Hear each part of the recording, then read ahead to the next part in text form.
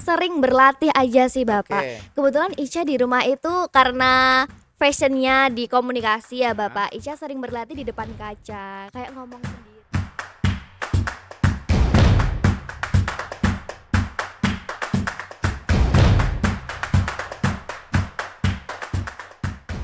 Selamat datang kembali di podcast Unisri bersama dengan saya Pak Yudis. Kali ini seperti biasa kita akan ngobrol-ngobrol, berbincang-bincang, dan alhamdulillah kali ini saya sudah berhasil mendatangkan seorang maba, mahasiswa baru yang kuliah di Unisri yang ambil program studi komunikasi di Fakultas Ilmu Sosial dan Politik.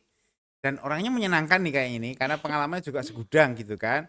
Saya itu sebenarnya jujur nih ya, baru aja bertemu, saya belum persiapkan apa-apa, saya belum siap tanya-tanya apa, tapi rasanya kok ya sudahlah, kita langsung on air, kita ngobrol. Oke, langsung aja kita sebut, kita panggil Ica Suci Ramadhani. Hai Ica. Selamat pagi Iya. Bapak. Kok kelihatan dipanggil bapak gitu katanya. Bapak ya, tapi enggak apa-apa. Mintanya dipanggil apa Bapak? Nah, janganlah. Ini maba berarti maba Iya, mahasiswa baru yang baru kemarin ada apa itu pengakraban. Tapi sekarang namanya bukan pengakraban ya, namanya apa kemarin itu? PKKMB kemarin tuh PKKMB. Singkatannya apa Bapak. tuh itu? Pengenalan kehidupan kampus mahasiswa baru. Wah, pertanyaan pertama lulus. Ya. Agak terbata-bata tapi Bapak. Oke. Tapi so far senang kan, menyenangkan gitu Menyenangkan kan? sekali, seru banget kemarin Seru itu banget Bapak. ya.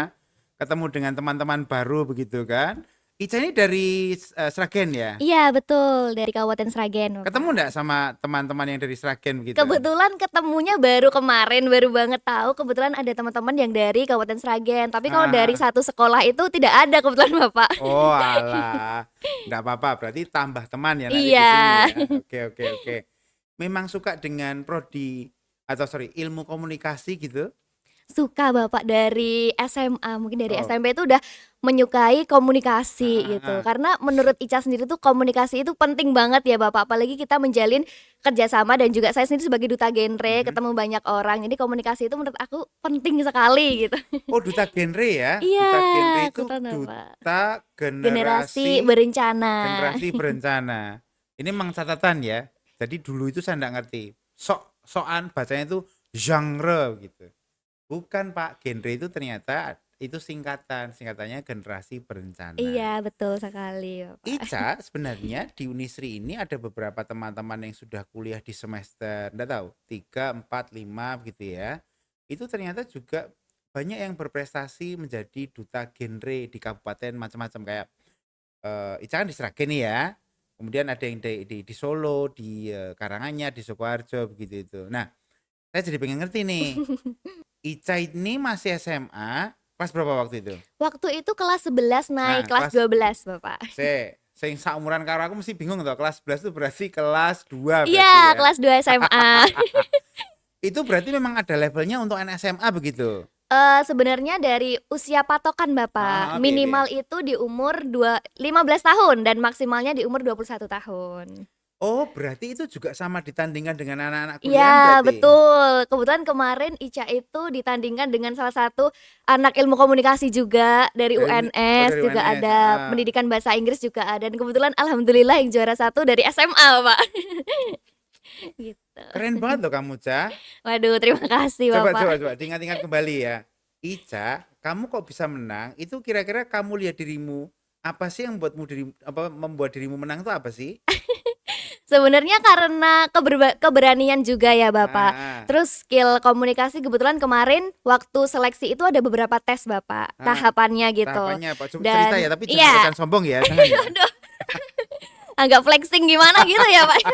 Kebetulan kemarin tuh ada beberapa tes, yaitu tes wawancara, tes Ah, tertulis juga, ya. dan tes public speaking. Nah Ah. kebetulan Ica itu diunggul tes public speakingnya Oh Bapak. iya? Iya, alhamdulillahnya dapat nilai tertinggi dari sekian 160-an 160-an Skor pendaftar. skor tak pikir apa namanya jumlah pendaftarnya. Iya, Tak pikir skor maksimalnya berapa itu enggak ngerti ya? tidak tahu kalau itu.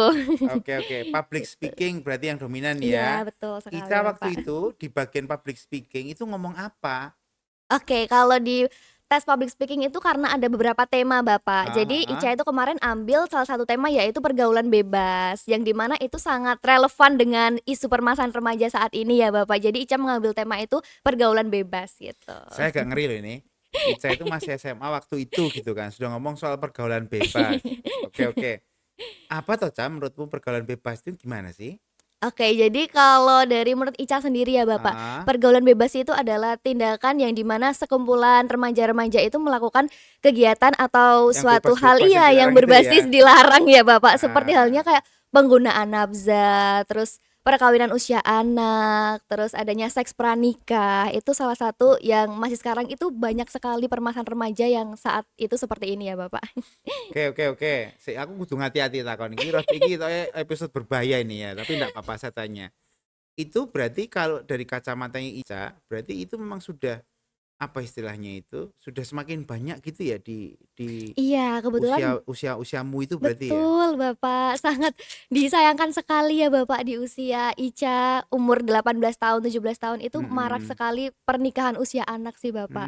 Dan juga Mmm. sudah hamil di luar nikah, makanya kayak Ica tergerak untuk menjadi seorang role model dan juga mengajak gitu remaja-remaja di luar sana, "Ayo kita harus berkontribusi hal positif," gitu.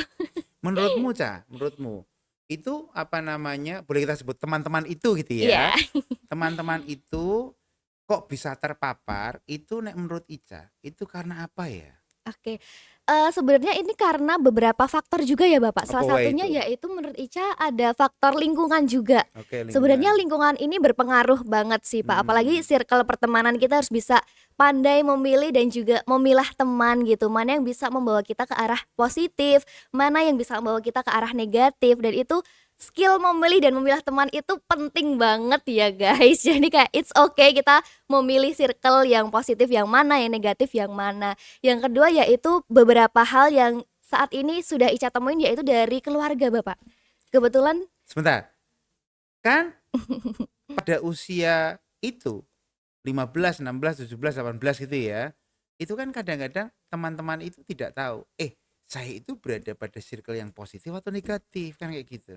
Kemudian cara mengidentifikasi gimana itu cara nek menurut menurut Ica ini? oke, kalau menurut dari Ica sendiri sih tergantung bagaimana dari circle pertemanan ini berkegiatan sih Bapak. Semisal Oke. kegiatannya kita nih berpositif, berkumpul, terus membahas tugas-tugas atau PR-PR sekolah gitu cenderung ke arah yang positif ya Bapak. Tapi kalau udah memasuki di lingkungan pertemanan yang mengajak ke hal-hal negatif seperti penggunaan nafza, terus kayak pacaran tapi seks bebas gitu udah negatif banget sih Bapak, sebetulnya kayak gitu diminimalisir aja sih. Itu kayak pandai-pandainya kita was-was mawas diri aja gitu. Oh, berarti memang memang harus sejak dini diberitahu ya Betul, mereka ya. iya makanya kita Teman-teman, you berada pada heeh. circle yang tidak baik ini gitu kan. Jangan lakukan itu karena itu nanti akan Betul, merugikan. Gitu Ica ya. Terus tadi betul. Ica juga bilang keluarga gitu. Keluarga gimana itu berarti? Karena selama ini yang Ica temukan tuh ada beberapa faktor dari keluarga itu ya Ah, Bapak. piye piye itu? Karena keluarga yang maaf sedikit broken home atau Oke. kurang kasih sayang dari orang tua itu ternyata juga berpengaruh gitu Bapak Hmm. terhadap perilaku daripada anaknya gitu. Jadi kayak kurang perhatian, anaknya di sana main, di sini main, tidak ada yang Oh, iya. mengingatkan gitu bahasanya. Ica berarti juga melihat ini sebagai anu ya, apa kecenderungan berarti ya. Mostly Betul. yang broken home Iya. itu anak-anaknya sering seperti itu. Tapi tidak semuanya juga seperti itu Betul, ya memang tidak Bapak. semuanya ya, tapi mostly kan kayak gitu Iya, gitu betul kan. sekali. Terus kira-kira saran Ica ini buat teman-teman gitu, biar tidak seperti itu gimana? Masa mau ikut, ayo teman-teman ikut duta genre semua kan nggak mungkin gitu kan? Apa Iya. kira-kira? Oke, kalau dari Ica sendiri ya Bapak, sarannya itu ya, itu tadi Bapak bisa memilih dan pandai memilah teman, mana yang Hmm, membawa kita ke pergaulan yang positif gitu. hmm, Kalau mau ya join ke organisasi yang berkecenderungan positif seperti halnya genre ini tadi juga boleh dicoba ya teman-teman. Selagi kalian masih punya banyak waktu luang kayak gunain aja waktu luang kalian untuk hal-hal positif. Salah satunya ikut genre. Jadi kita ada oke. salam genre Bapak. Gimana? Gini nih. Salam genre gini Oh, ya. oke. Itu berarti memang anu ya, mengajak teman-teman itu jadi melakukan kegiatan positif ya. Betul, betul Kegiatanmu apa, sekali. Cak?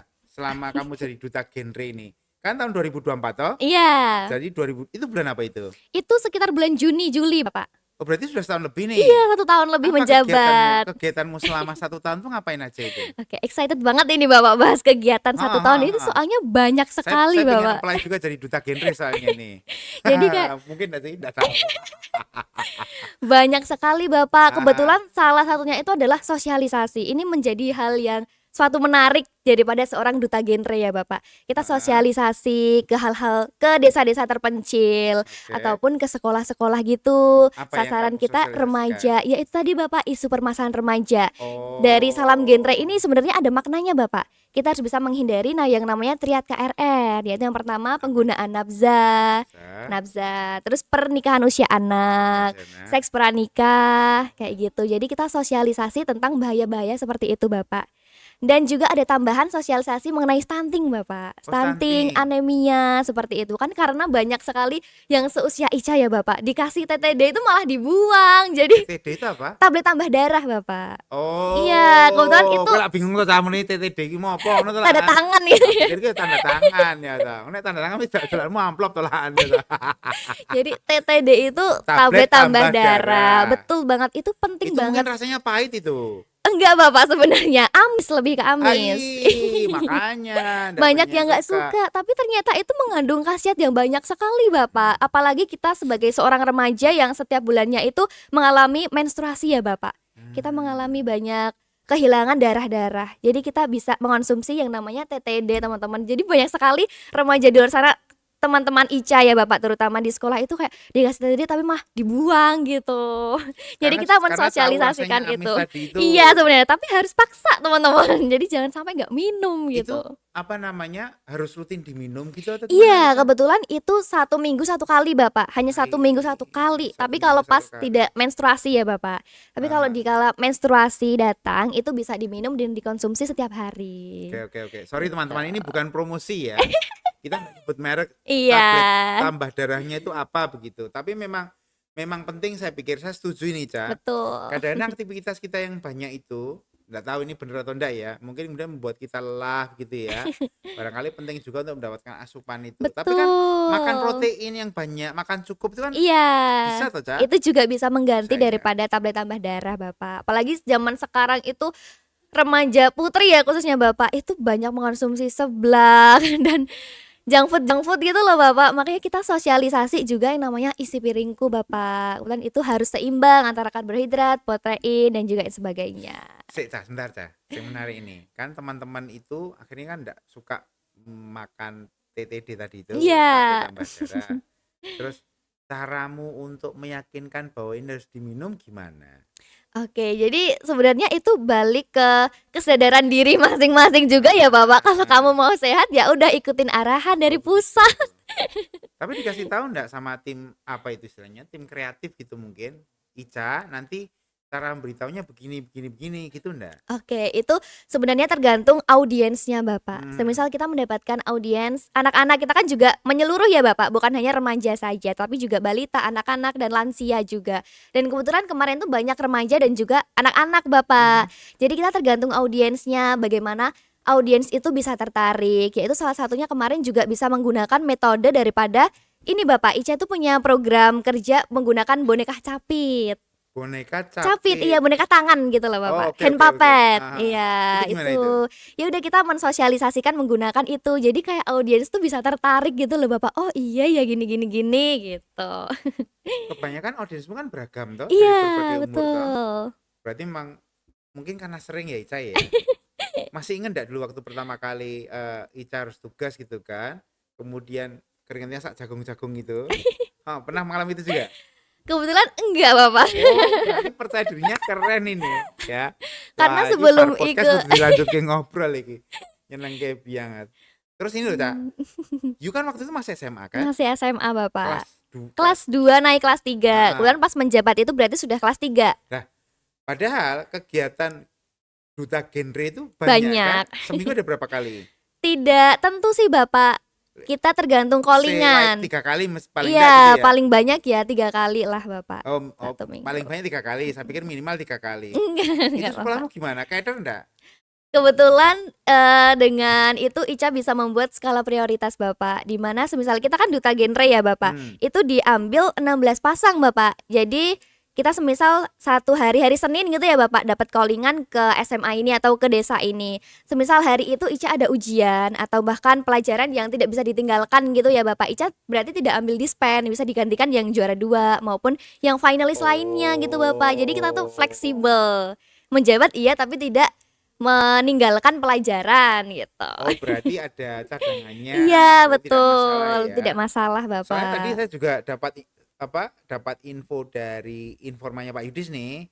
Itu Ica tahun ini juga sebagai duta genre influencer. Influencer. Tahun ini ya. Bulan Iya, apa itu? bulan baru banget kemarin bulan Juli Bapak. Oh, berarti ini kan masih on duty tuh ini ya. Iya, Ini masih masih menjabat tugas tuh 1 ini ya. tahun ke depan. Repot juga gitu kan. Iya, kebetulan Bapak.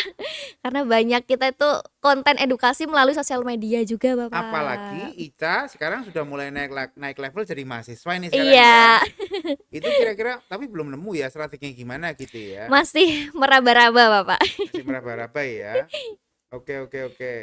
Ini ada kaitannya dengan Ica jadi hobinya ikut duta genre, kemudian memang mewajibkan harus banyak bersosialisasi, ngomong di depan publik.